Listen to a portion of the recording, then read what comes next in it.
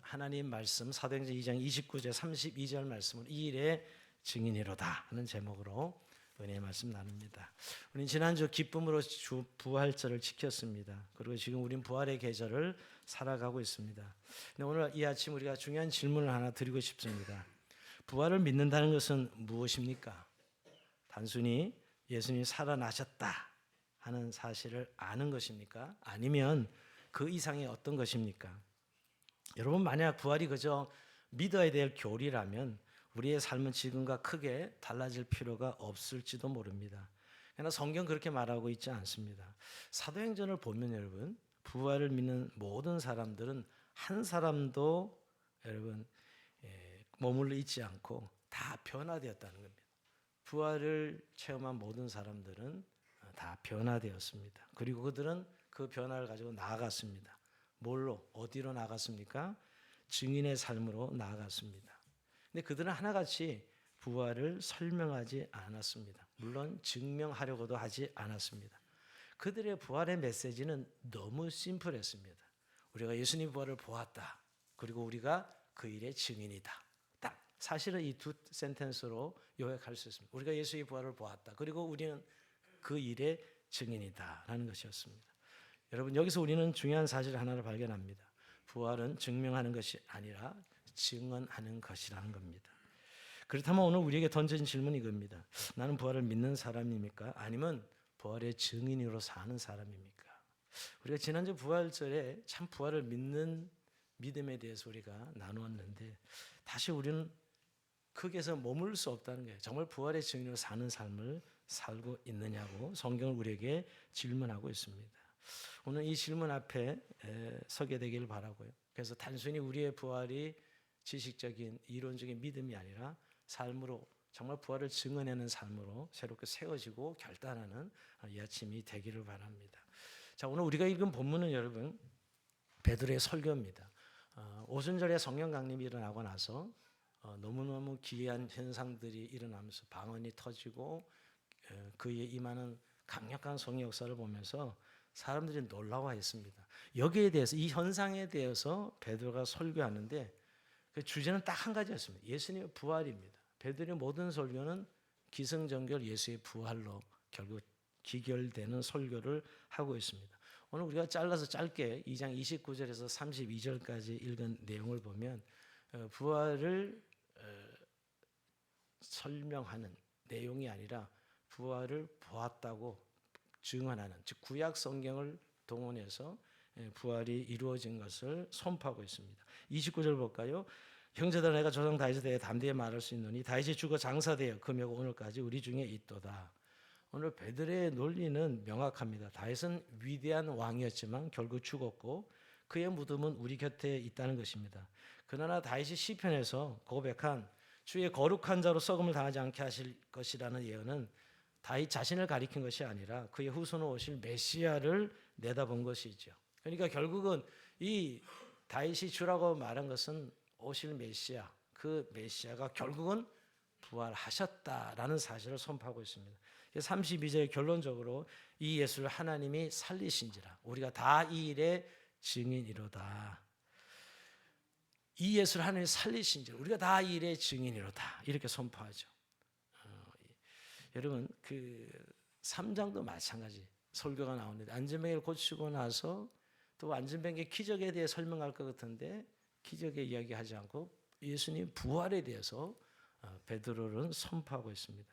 하나같이 여기서 특징이 있다면 제자들은 부활을 설명하지 않았습니다. 대신 무엇을 했습니까? 증언했습니다. 증언. 베드로의 설교 2장 3장 다 보면 우리가 이 일의 증인이다. 반복적으로 3장에 가면 또 나타납니다. 이 일에 우리가 증인이다. 이렇게 선포하죠. 여기서 중요한 것은 이겁니다. 베드로는 논리적으로 설득하려고 하지 않았습니다. 부활을 이해시키려고도 하지 않았습니다. 아주 단순합니다. 예수님이 살아나셨다. 우린 그 부활하신 예수님을 보았다. 그게 끝입니다. 그리고 이 일에 우리는 증인이다.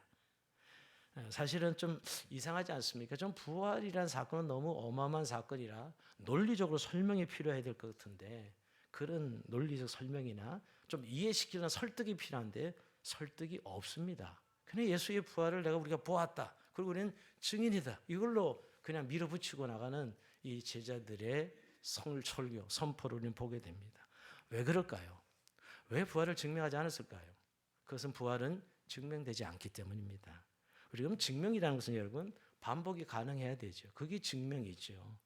우리가 지금 다시 보여줄 수 있어야 증명되는 거 아닙니까? 근데 예수님의 부활은 다시 보여줄 수 있는 것이 아니거든요. 예수님의 부활은 증명될 수 없습니다. 그때 부활이 있었다면 지금도 부활이 있어야죠. 그러나 여러분 지금 부활을 보여줄 수 있는 것은 아니죠. 단 한 번 일어난 사건입니다.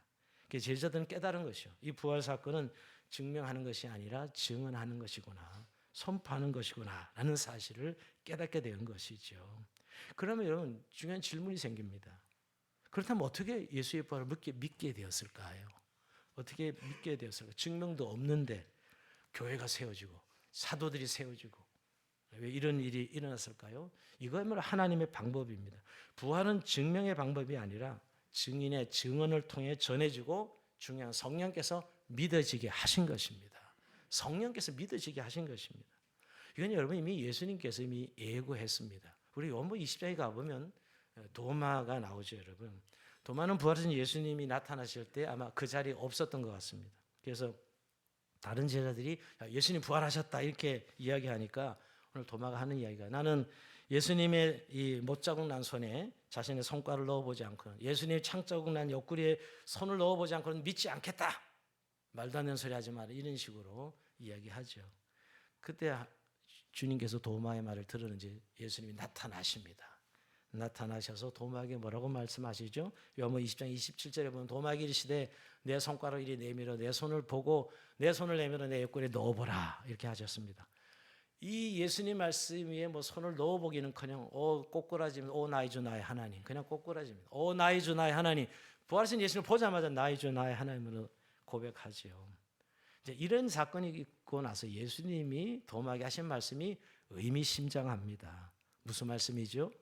너는 나를 본거로 믿느냐? 보지 못하고 믿는 자들은 복되도다. 이런 말씀이에요. 아주 의미심장한 얘기예요. 너는 나를 본거로 믿느냐? 보지 못하고 믿는 자들은 복되도다. 그러니까 앞으로 부활이 목격해서 믿는 사람들 시대가 아니라는 걸 이미 예고하고 있는 거예요.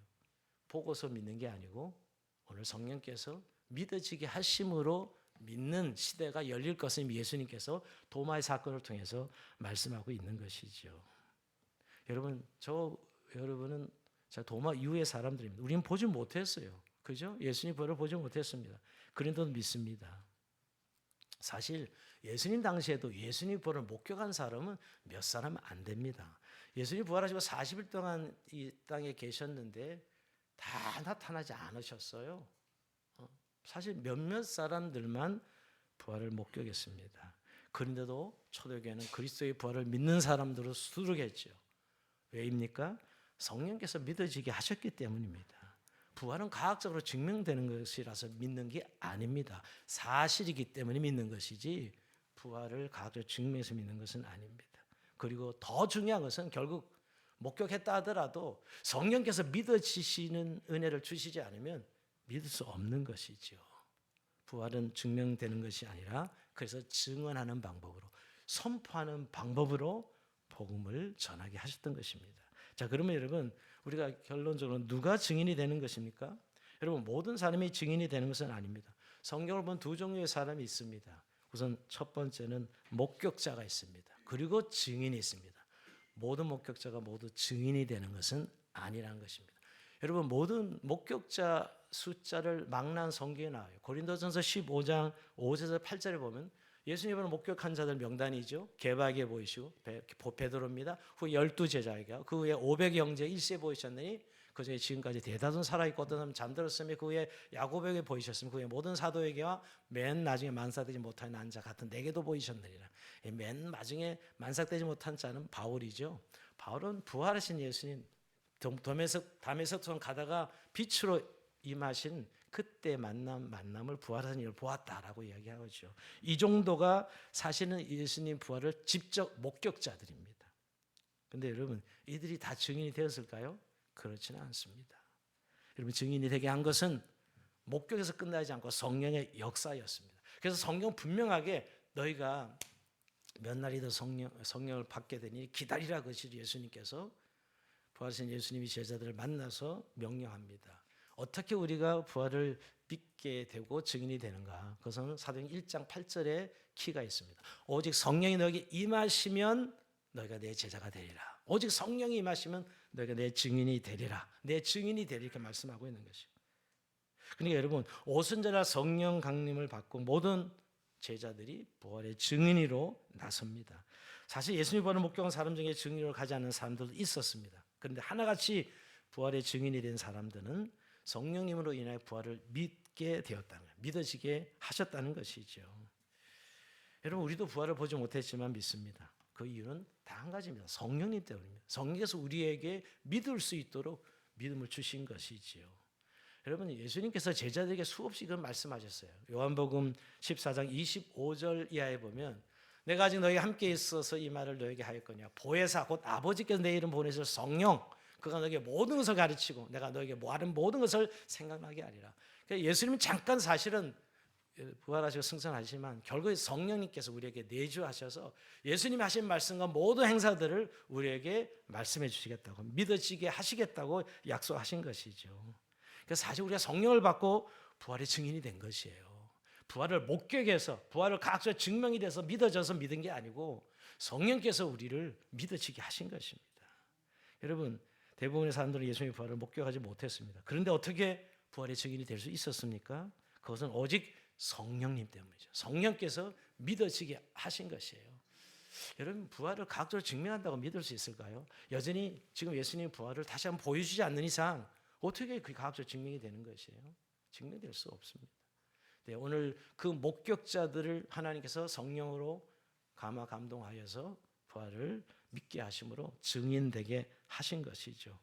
혹시 아직도 이런 부활에 대해서 여러 가지 마음에 과학적인 이런 접근 이런 논리적 이성적인 증명을 원하는 분들이 있죠. 물론 과학 부활은 사실입니다. 사실이라고 믿는 것이죠. 그러나 그것이 과학의 증명이 되는 것은 아니라는 것이에요. 그러기에 오늘도 다시 한번 성령님의 능력으로 모든 부활이 믿어지는 은혜를 통해서 증인되는 은혜가 있기를 주의 이름으로 축원드립니다.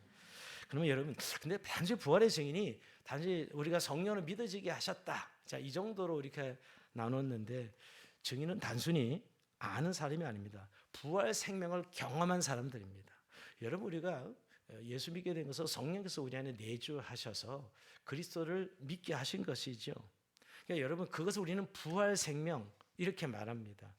여러분 성령께서 우리에게 내주하셔서 정말 예수님의 죽음이 나의 죽음이 되고 예수님의 부활이 나의 부활이 되는 그래서 예수님과 함께 살아가는 자들이 바로 증인의 삶을 사는 것이에요.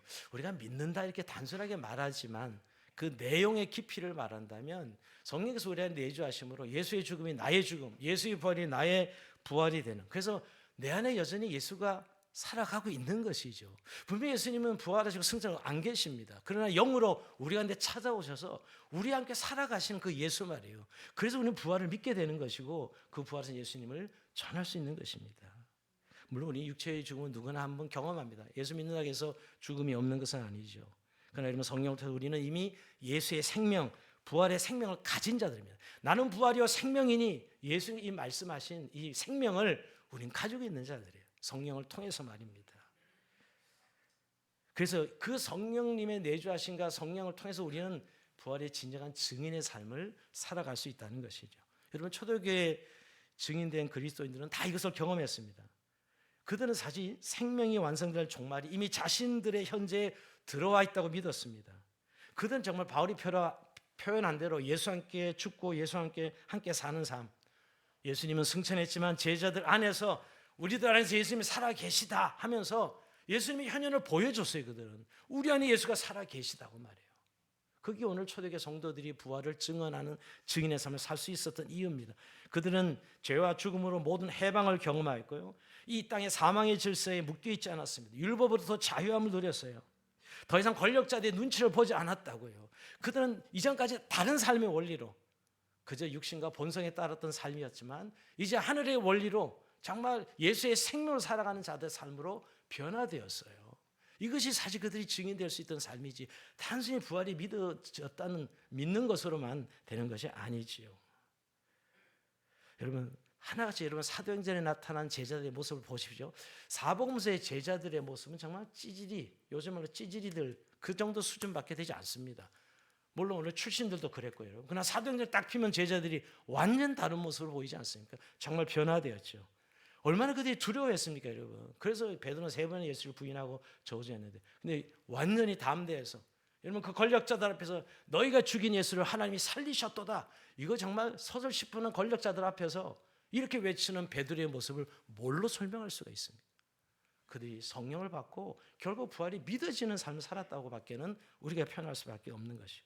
그들은 여러분 체포될 때 도망갔던 그들이 여러분 오히려 그들 예수님의 부활의 증인이 되고요. 숨어서 지냈던 그들이 예수의 부활을 선포하는 자들이 되었어요. 하나같이 사도행전에 나타난 제자들은 변화되었습니다. 부활 생명을 얻은 자들은 변화된 삶을 사는 것이죠. 바로 이 부활 생명을 체험한 자들이 부활의 증인이 되는 것입니다. 단순 목격자가 아닙니다. 부활 생명을 경험한 자들인 것이죠. 그래서 그들은 증인의 삶을 살았던 것입니다. 오늘날도 여러분 이 원리는 동일합니다. 우리가 부활을 목격한 자들의 성령을 통해서 부활을 믿는다면 부활의 생명을 경험하고 이제 부활의 증인의 삶을 실천하고 살아가는 자들이 되는 것이죠. 그렇다면 여러분 증인들은 어떻게 부활을 전해야 됩니까? 오늘 이 말씀을 실제적인 부분을 나누고 싶습니다. 오늘 제자들은 여러분 입으로 부활을 전했습니다. 예수의 부활을 입으로 선포했습니다. 이건 주님이 명하신 것이거든요. 그런데 여러분 왜 입으로 부활을 전해야 될까요? 하나님께서 입으로 전하는 이 방법으로 자기 백성을 구원하시기를 즐겨하셨기 때문입니다. 여러분 고린도전서 1장 21절에 보면 하나님께서 전도에 미련한 것을 믿는 자들 구원하시기를 기뻐하셨다라고 이야기합니다. 여러분 믿는 자들을 구원하시는 방법이 오늘 우리가 부활을 선포하는 일을 통해서 하나님께서 성령으로 그들을 구원하시기를 기뻐하셨다는 것이에요. 즉 증인의 방법으로 증인들이 선포하는 증인들의 증언을 통해서 성령께서 그들을 믿게 하시는 방법으로 하나님의 백성들을 부르신다는 것이에요. 그래서 부활의 증언을 통해서 하나님 나라의 도래를 알리고 개인에게는 구원의 역사가 일어나도록 하신 것입니다. 자, 이 말을 바꿔볼까요? 그러면 증언 없이는 구원도 없다는 말이 됩니다. 자, 교회가 태생적으로 선교적일 수밖에 없는 전함이 없이는 구원도 생길 수가 없는 거예요. 이 전함을 통해서 생명을 얻게 하는 방법으로 하나님이 하나님 방법으로 구원 방법을 정하셨기 때문이죠. 로마서 10장 14절 볼까요? 그런즉 그들이 믿지 아니하는 이를 어찌 부르리요? 듣지도 못한 이를 어찌 믿으리요? 전파하는 자가 없이 어찌 들으리요? 여러분 전한 자 없으면 구원이 없다는 얘기입니다. 초대교회 교회와 이 성도들의 시작점은 바로 이 지점이에요. 교회가 왜 이렇게 전도와 선교와 열을 내냐고 어떤 사람도 그렇게 막 저한테 항의하듯이 이야기하는 분들을 들은 적이 있는데요. 교회의 태생이 선교예요. 결국 전하지 않으면 그건 교회도 아닙니다. 그것 때문에 오늘 하나님께서 세우신 것인데 반드시 전한 자를 통해 구원받게 하셨다는 것이죠. 결국 그래서 우리를 전하는 자로 그리스도인의 삶은 그래서 구원받고 영생 얻으면 바로 소명으로 시작되는 거예요. 우리가 하나님의 생명을 얻고 구원받은 자는 바로 소명으로 전환된 이유가 바로 이 전하는 자로 부름받았기 때문이죠. 근데 여러분 우리가 먼저 입으로 복음을 전하는 것 요즘 별로 인기가 없는 것처럼 또는 요즘 뭐 입으로 예수 전하는 게 뭐 중요하냐 삶으로 예수의 부활을 보여줘야지. 예, 맞습니다. 정말 요즘은 우리가 너무 교회가 삶의 모습으로 전하지 못하는 것 때문에 어려움을 겪고 있는 그런 측면에서 그 말이 맞지만 그러나 여러분 분명히 지금은 입으로 전하지 않으면 즉 입으로 전하지 않으면 그들은 복음을 들을 수 없다는 것이에요. 여러분 말로만 하면 안 되지만 반드시 복음은 말로 전해야 됩니다. 그래서 여러분 너희의 가는 소망의 이유를 준비하라고 성경이 이야기합니다. 베드로전서 3장 15절에 보면 너희 마음에 그리스도를 주로 삼아 거룩하게 하고 너희 속에 소망이 하는 이유를 묻는 자들에게 대답할 것을 항상 준비하되 오냐 두려움을 하고. 여러분 우리의 가는 소망이 왜 사는지 어디로 가고 있는지 무슨 의미로 살아가는지 인생의 이런 어렵고 고난스러운 이런 환경 속에도 우리가 왜 기뻐하며 즐거워하며 살아갈 수 있는 삶의 이유를 우리가 알고 있잖아요. 우리는 가지고 있잖아요. 이걸 사람들에게 꼭 필요할 땐 이야기할 수 있는 준비를 해야 된다는 거예요. 정말 1분짜리 복음으로도 3분짜리 복음으로도 우리의 삶의 이유가 이것이며 우리가 가는 길이 어디며 여러분 누구를 믿어야 구원받으며 하는 이 복음을 반드시 전할 수 있어야 되는 것이죠. 여러분 우리가 뭐 듣기 싫은데 막 억지로 전하는 이런 의미가 아니라 여러분 우리가 살면서 만남을 가질 때마다 정말 중요한 시간 만에 그 시간들이 있습니다. 꼭 이 말이 필요한 복음이 필요한 순간들이 있지요. 그럴 때 이런 부활의 주님을 전할 수 있기를 주의 이름으로 축복합니다. 여러분, 우리 모두는 증인된 소명이 있는 것입니다. 부활을 믿는 모두에게는 바로 이 복음을 전할 증명해야 되는 증인이 돼야 되는 이유가 분명히 있다는 것. 자, 그다음에 두 번째는 여러분, 초대교회 성도들은 부활의 증인으로서 삶으로 부활을 전했습니다. 즉 부활을 외침으로 끝나지 않고 삶으로 전한 것이었죠. 여러분, 초대교회 성도들은 참 칭찬받는 그런 사람들이었습니다. 매력이 있었습니다. 요즘 말로 이야기하면. 왜냐하면 그들의 삶이 세상 사람들과 너무나 달랐기 때문이죠. 부활 이전에 살았던 삶의 양식이 아니었습니다. 어떻게 보면 예수님의 부활을 믿은 후에 제자들은 예수님 살던 방식대로, 즉 예수가 살던 방식대로 살아가는 공동체가 되었던 것이지요. 분명히 예수님 부활하고 승천했는데 여전히 예수님의 현현을 보여주고 현존을 보여주었던 사람. 요즘 말로 표현 우리가 빛과 소금으로 살아가는 삶이죠. 정말 살아가는 삶이 정말 정직하고 서로 사랑하고 정말 그런 분명한 하나님의 사람으로서 가져야 되는 그런 성품이 그들에게 있었던 것입니다. 요즘 말로도 보면 선한 연양력입니다. 정말 어디에서나 그리스도의 선한 연양력을 가지고 살아가는 그런 모습으로 그들은 복음을 전했던 것이죠. 세상의 원리에 묶여있지 않고 세상은 이기적이고 세상은 어떤 어둠을 좋아하고 쾌락주의로 가는 물질적인 이런 세상 속에서 세상의 원리에 묶여있지 않고 정말 하나님의 사랑, 이웃 사랑으로 살아가는 그런 성도들의 삶이 정말 복음을 삶으로 전하는 모습입니다. 사실 초대교회는 엄청 박해를 받았습니다. 여러분, 초대교회 처음에 부활을 믿는 공동체는 이단으로 취급받은 사람들이에요. 생각해보면 2000년 전에는 이단 중 이단으로 취급받은 그들이 그 공동체 안에서 그 초대교회 안에서 어떻게 그들이 살아남았느냐. 본인이 엄청난 뜨거운 사랑을 하는 사람들로 인정받게 되고 그리고 정직한 사람들, 정말 예수의 사랑과 흔적이 있는 사람들로 보여짐으로 오히려 박해하면서도 세상 사람들은 칭찬했습니다.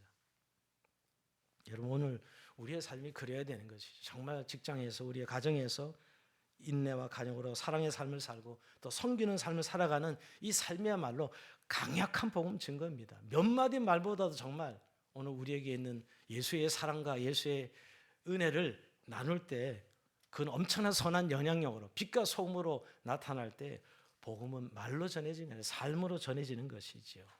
근데 여러분, 요 단계에서 한 단계 초대교회는 더 특징이 있었습니다. 뭐냐면 부활을 전하는 사람들이 개인으로 존재하지 않고 공동체였다는 거예요. 사도행전에 보면 여러분, 초대교회는 부활 공동체를 이루어서 그렇게 해서 부활을 전했습니다. 그러니까 부활 공동체의 특징은 공동체적 삶이라는 것입니다. 개인으로 존재하지 않고 공동체로 산 것이죠. 그러니까 공동체 양식으로 예수의 부활을 전했던 초대교회, 이것이 거대한 로마를 무너뜨릴 수 있었던 것입니다. 여러분, 사도행전 2장 42절 이하에 보면, 좀 길지만 여러분 이 내용을 보면 공동체의 특징이 나타납니다. 그들이 사도의 가르침을 받아 서로 교제하고 떡을 떼며 오로지 기도하기를 힘쓰니라. 사람마다 두려워하는 사도들로 말미암아 기사와 표적이 많이 나타나니 믿는 사람이 다 함께해서 모든 물건을 서로 통용하고 또 재산과 소유를 팔아 각 사람의 필요를 나눠주며 날마다 마음을 같이하며 성전에 모기를 힘쓰고 집에서 떡을 떼며 기쁨과 순전한 마음으로 음식을 먹고 하나님을 찬미하며 또 온 백성의 칭송을 받으니 주께서 구원받는 사람들을 날마다 더하게 하시니라. 정말 환상적인 공동체죠. 이런 공동체적 삶이 부활을 전할 수 있었던 것이에요. 말씀과 교제에 전념하는 공동체, 사도의 가르침을 받는 공동체, 교제하는데 그냥 단순한 교제가 아니라 삶을 나누는 교제, 물건을 서로 통용하는 교제, 떡을 떼고 음식을 같이 먹는 밥상 공동체로. 그러니까 초대교회는 커다란 가정이었어요. 가정, 집이었어요. 커다란 교회가 큰 가정이었어요. 주님을 모시고 사는 가정이었습니다. 이런 삶은 교회 밖의 사람들에게 충격을 줬던 것이죠. 결국 생활 공동체였어요. 초대교회는. 그러니까 이 모습이 결국 부활을 증거하는 강력한 기초가 된 거예요. 강력한 힘이 된 것이죠. 그래서 이런 초대교회 공동체의 그 생활 공동체를 설명하는 가장 좋은 단어는 코이노니아입니다. 코이노니아. 우리가 코이노니아 교제라고 번역하지만 단순한 교제는 아니죠. 사실 이 단어는 어떨 때 쓰냐면 부부가 결혼하는 것, 결혼하면 두 사람의 운명을 같이 하는 이 코이노니아입니다. 그리고 동업하죠. 동업할 때 코이노니아라고 합니다. 한 사람이 벌면 한 사람이 다 같이 벌고 한 사람이 잃으면 또 한 사람 그 동업사도 잃어버리는 건데 이게 코이노입니다. 또 하나 파트너십이란 개념이 코이노입니다. 친밀 관계를 의미하죠. 이런 코이노니아 공동체였어요. 이것이 그들이 강력한 부활을 증언할 수 있는 공동체로 세울 수 있었다는 것이에요.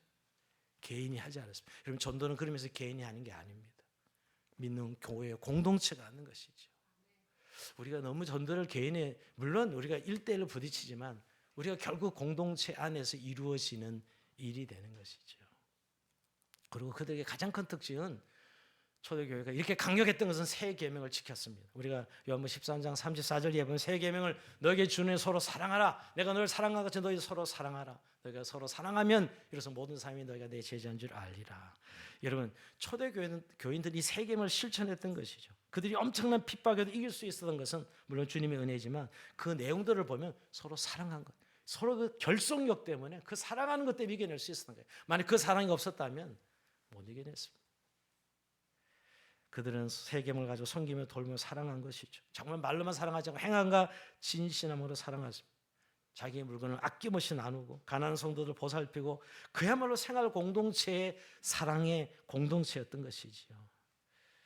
사도행전서 4장 32절에 보면 이렇게 말씀합니다. 이게 공산주의 모습이라고 생각해요. 믿는 무리가 다 한마음 한뜻이 되어 모든 물을 서로 통용하고 자기 재물을 조금이라도 자기 것이라는 이가 하나도 없더라. 이러면서 서로 통용하는 공동체, 유무상통하는 그 정도로 그들이 사랑하는 공동체로 세워졌던 것이에요. 이게 로마의 그 극심한 박해를 이겨내고 승리한 원인입니다. 공동체의 삶의 양식으로 예수의 부활을 증언했습니다. 이게 사실 능력 있는 것이죠. 여러분, 논리로 우리가 누구에게 복음을 전할 수 있을 것 같습니까? 이성으로 불가능합니다. 여러분, 싸움밖에 되지 않습니다. 여러분, 강력한 부활의 증언과 우리의 삶으로 예수의 삶을 보여주는 이 부활의 공동체만이 우리가 전도할 수 있고 영혼을 구원할 수 있다는 것입니다. 오늘날 교회는 이걸 회복해야 됩니다. 이 공동체성을 말입니다. 우리는 그저 단순히 친교놀이하는 정도에서 머물지 말고 그 다음 단계 삶을 나누고 말씀을 나누고 그리고 여러분 정말 진정한 어려움을 나누고 이런 공동체가 되어질 때 강력한 부활의 소식을 부활의 증언할 수 있는 공동체가 될 수 있다는 것입니다. 오늘 말씀을 정리하려고 합니다. 여러분, 우리가 증인이 된다는 것 다시 한번 이해하신 우리가 정말 부활을 믿는다 하는 것에서 끝날 수 없습니다. 결국 부활을 살아내는 삶은 부활의 증인된 삶인데 결국 우리의 삶이 이제 생존이 아니라 소명이라는 사실을 다시 한번 깨닫고 이 부르심에 우리가 응답해야 될 줄은 믿습니다. 다 압니다 사실. 그러나 정말 우리는 이 아침 다시 내가 부활의 증인으로 하는 나를 부르셨구나. 우리는 부활을 믿는다, 부활을 안다 해서 지금 머물러 있을 때가 많습니다. 하나님 오늘 우리도 부활의 증인으로 즉 소명받은 자로 우리를 부르시고 있다는 것이에요. 이것이 목회자에게 선교사에게만 특별한 사람들 주신 일이 아니라는 것이 정말 직장인들은 정직과 성실로 부활의 능력을 증명하고 학생들은 경쟁이 아닌 섬김의 공부를 통해서 부활을 보여줘야 됩니다. 부모는 자녀에게 세상 성공이 아닌 영혼의 생명의 가치를 전수할 수 있어야 돼요. 우리 모두 일터와 가정 속에서 부활하신 주님이 통치하신 하나님 나라가 되게 하는 것 이게 우리의 소명이죠. 하나님 나라가 되게 하는 것 말입니다. 이 삶의 원리에 대해서 아직 이 세계관이 바뀌지 않으면 우리는 여전히 생존해서 헤어나지 못합니다. 이미 우리의 출발 자체가 부활을 믿는다는 것은 이미 소명으로 시작된 삶이에요. 싫든 좋든 우리가 원하든 원하지 않든 여러분 더 이상 우리는 생존이 아닙니다. 그래서 우리는 서로 사랑하면서 끝까지 가야 되는 것입니다. 우리는 이럴 때마다 나는 뭐가 없어서 못하고 뭐 실력이 없어서 잘난 게 없어서 은사가 없어서 이렇게 삶을 살지 못한다고 우리가 변명할 때가 많습니다. 근데 여러분 성경이 말하는 실력은 딱 한 가지입니다. 사랑하는 것입니다. 정말 우리의 실력은 하나님을 사랑하고 이웃을 사랑하면 모두가 가능한 겁니다. 하나님께 우리에게 능력을 주신 것은 사랑하면 이 모든 능력이 너에게 주어질 것이라고 약속하셨습니다. 오늘 부활의 증인으로 살아가는 주님의 이 부르심 앞에 다시 이 아침 순종하면서 주님, 우리는 여러 가지 이유를 대면서 이런 상황, 이런 환경, 우리가 이것 때문에 부활의 증인으로 살지 못합니다를 이야기할 때가 많습니다. 그래서 주님 오늘 내가 성령에 임하시면 너희가 내 증인이 되리라 이미 우리에게 약속하셨고 성취하실 것을 말씀하셨습니다. 이제 우리가 한 달 동안 찾는 이들을 향한 집중적인 섬김이 이제 우리 교회의 모든 주제가 될 것입니다. 여러분 요즘 얼마나 힘든 세상 살아가고 있습니까? 이 세상이 모든 사람들이 너무 고통 속에 살아가고 있는데 여러분 그들이 우리의 찾는 이들입니다. 여러분 정말 삶의 이유가 무엇이며 삶의 의미가 무엇인지 정말 그리스도인들이야말로 제대로 해석하는 이 해석의 능력을 가지고 오늘 찾는 이들을 사랑으로 접근할 수 있고 접촉점을 가지고 나눌 수 있어야 되는 거예요. 여러분, 사람들은 다 찾고 있습니다. 그 무엇을. 그런데 그는 무엇을 찾는지 모를 뿐이죠. 하나님을 알고 계셔서 하나님이 그들을 부르고 계신데 저와 여러분들이 바로 그 역할을 하는 찾은 이들입니다. 우리에게 맡기셨습니다. 여러분, 저와 여러분이 구원받은 것도 잘 생각해 보세요. 여러분, 누군가의 기도 때문에, 저도 친구 고등학교 1학년 들어가기 전에 짝 때문에 교회를 정식으로 들어가게 됐고 붙들리게 되면서 진리를 듣고 변화되었습니다. 누구의 인도, 누구의 기도가 있어서 내가 오늘 여기 믿는 사람이 있는 것이에요. 여러분, 누구의 전도 기도 없이 된 사람 아무도 없습니다.